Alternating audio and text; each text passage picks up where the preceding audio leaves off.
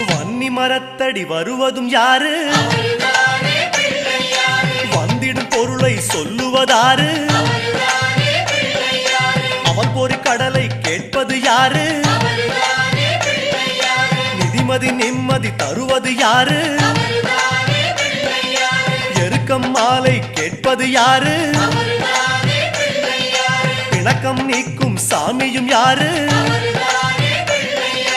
முன்வினை அறுக்கும் மூத்தவன் யாரு? அவரும் வாழ்வது எங்க?